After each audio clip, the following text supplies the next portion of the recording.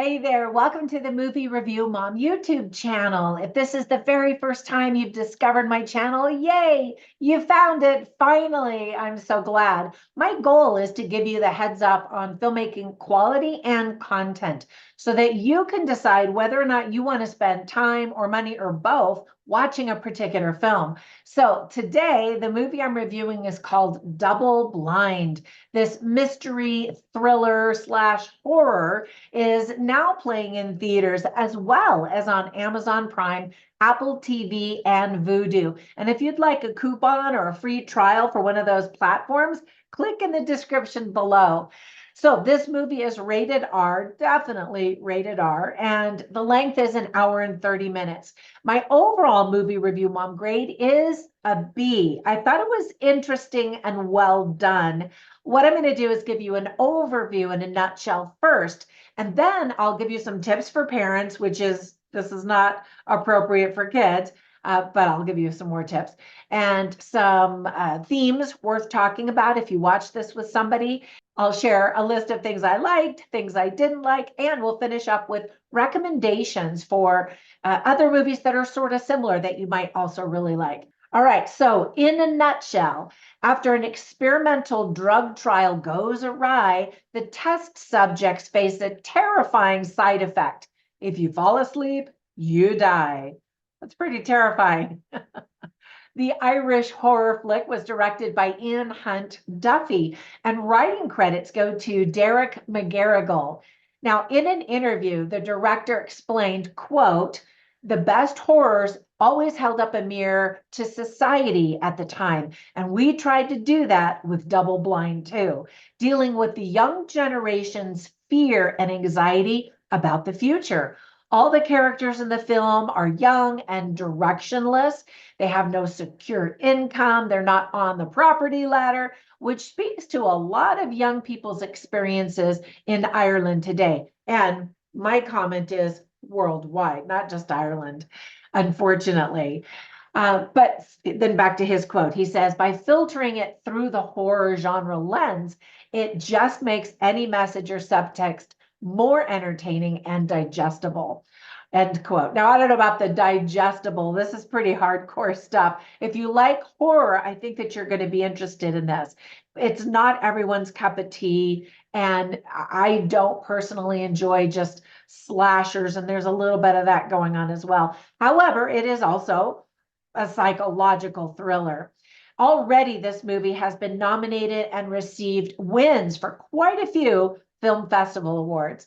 So here are some tips for parents. As I mentioned, the content generally is not appropriate for children. There is blood and gore. There's also some profanity and a few F-bombs. There are some scary images and some brutal violence. Some of the themes that are illustrated well are medical trials, mistrust in big pharma, taking control of your own destiny, survival, the desire to live, vulnerability, breaking points, paranoia and hallucinations, exploitation and expendability, isolation and controlling your brain and your body, and what that feels like when you lose control of those things. All right, so on to the list of things that I really enjoyed about this movie. First of all, Millie Brady does an excellent, believable job in this role as our troubled protagonist. The movie asks several interesting questions, such as, what are you willing to do for money? And what are we willing to sacrifice as a society for medical advancements? We see images of caged mice, and that suggests that the humans in this story are just lab rats for a big pharma company to make even more money. The claustrophobic single location ups the tension in the characters and progressively in the audience. The cinematography by Narayan Van Mele is noticeably good, and I probably slaughtered that name. I apologize. Now, in case you're unfamiliar with the term and the title of the movie, a double-blind study means that no one receives a placebo. Everyone is given something, but oftentimes neither the participants nor the researcher knows which pill the participants are taking until after the clinical trial ends in order to reduce bias. And so that's kind of interesting as well. One of the characters is a young medical student who signed up for the trials, and he figures out that in order to survive, they have to all stay awake or they're going to die. Thus, we get the rules of the game. The director revealed that he was inspired by similar high concept horror films, such as in the movie The Ring, where the characters are told to not watch the videotape, or in the older movie Tremors, where the characters were told to not touch the ground, or even in the more recent movie A Quiet Place, where it shows that the characters were told not to make any sounds at all if they wanted to live.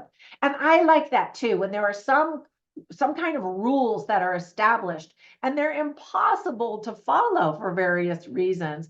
And so that's where the director kind of got this idea and really the kind of film that he created. The door cracks open for a sequel. And so I want to know, would you want one? If you've seen the movie, I absolutely want to know what you thought. Comment down below and then let me know. Are you ready for more? Would you like to see more? Now, onto the list of things that I didn't like or just thought could have been done differently or better. For example, some viewers are going to tire of waiting for something to happen. So you need to know ahead of time, acts 1 and 2 are fairly slow moving, but things race out of control in act 3. So be patient if that's what you want, is all the action and the horror and the blood and guts and all of that kind of stuff. It's coming. We don't get to learn very much about all of the characters. Really, we know a tiny, tiny bit about each one and a little bit more about our protagonist. But other than that, they are all young. They all need the money in order to sign up to do this trial, but we don't really know any more details really than that. We know that there's some trouble at home and troubled relationships. And so it seemed like there was time that we could have learned more about them to develop it so that when, I don't want to give any spoilers, but when some of the characters start dropping, we feel invested in them and we care other than just really caring about this one protagonist's experience. Now, when the camera predictably zoomed in at the very last scene, I knew exactly what effect the director was going for and exactly what was going to happen. And I was 100% right. Now, some may say that the ending was very chilling and even ambiguous and effective because of that. And I agree, all of those things are true, but I also felt it was overly obvious because I'd seen so many movies sort of like this. All right, so when I watch movies, I always take notes, of course, but I also write down funny lines and interesting lines simply so I can share them with you so you can get a taste for the dialogue and the script writing quality. When I went back and looked at my notes, I didn't write down any funny lines. There are some kind of situational funny moments, but this is not a comedy, and I didn't write down any noteworthy funny lines, but I did write down some interesting lines that I'll share with you. And you can see all of them on my written review at moviereviewmom.com. So this is a line spoken by a character named Marcus as he's describing something difficult he did in the past and how he was able to dig deep and do it. And so this actor, by the way, is Frank Blake. And so he tells our protagonist, you'll be amazed at what you can do when you have to, because they all have to stay awake and they've been taking drugs that have kept them awake, but now they're fatiguing and they still have to stay awake for 24 hours. At least that's what one of the characters tells them. But there's also some interesting parts to that, and that is that character telling the truth? Is the character in on the study, or did the character just figure it out because he's so smart? So trust is a huge theme in this film as well. Another interesting line is spoken by a character played by Chanel Marie, and she says, I haven't had an easy life. I'm still not ready for it to be over. And I thought that was a really powerful line because all of these characters we learn come from some kind of rough background. And so you would think, oh, well, they don't care. They just were going to die and, they just want to be done with it. But even this one character is like, life was rough, but I still want to live. And I think that that is such a testament to the human spirit. Now, there were two interesting lines that a character spoke. He's the medical student, and he's played by Akshay Kumar. And at one point, he says, "I feel like I lived my whole life wrong." And he's young, and I'm thinking, wow, wait till you get to be my age. And back when I was young, I had no regrets. Everything was according to plan. I was doing everything I wanted to do or thought I was supposed to do. And then as I've gotten older, I'm like, I would have done that thing differently. And, I should be much better than I am now, considering advantages that I might have had or things that I had learned in the past, that kind of thing. Anyway, so that was an interesting line. And then another line that the same character says is, "Our lives are just data points on a spreadsheet."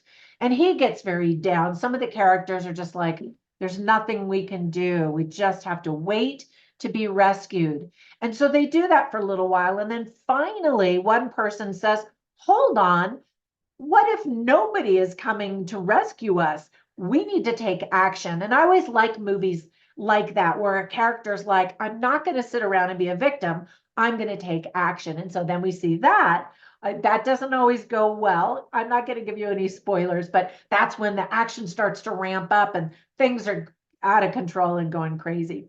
All right, so while I watched this movie, there were three movies that instantly came to my mind. The first one is called The Thing, which actually is one of the director's all-time favorite movies.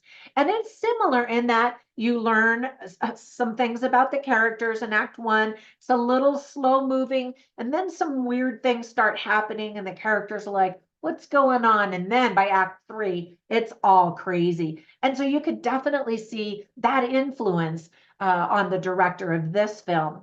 Another movie is The Shining, which is classic psychological thriller slash horror. And same thing, it starts slow. It's in a one location, and then it starts ramping up into craziness. And then, as I mentioned earlier, another one of these movies where there is a rule that has to be followed is The Ring. Now, I've never seen this movie before, but my husband saw it, and he hates horror, but his best friend wanted to see it way back when it came out in the theater. And so my husband just told me about the movie, and I was like, so scared. He actually describes things really well, but I'm like, oh, I'm never going to see that movie. Anyway, if you love horror, then you probably should see that one. You'll get a kick out of it. All right, hopefully my reviews are helpful in allowing you to decide whether or not you're going to spend time or money watching them. And if they are helpful, comment down below. I love reading your comments, and I reply to every one of them. And when you get a minute, run over to Instagram. You can find me as Movie Review Mom, but you can also follow me as Trina Boice. And that's my author name. Well, that's my real name, but that's my account name, that where I talk about my books when I offer them for free on Amazon, which is almost every weekend. I've got one of my books. I have 31 books. So one of them is offered for free. And then you can learn about my online courses, my products that I have, and other shenanigans. All right, that's it. Have a fantastic day, and I'll catch you in the next one. Bye for now.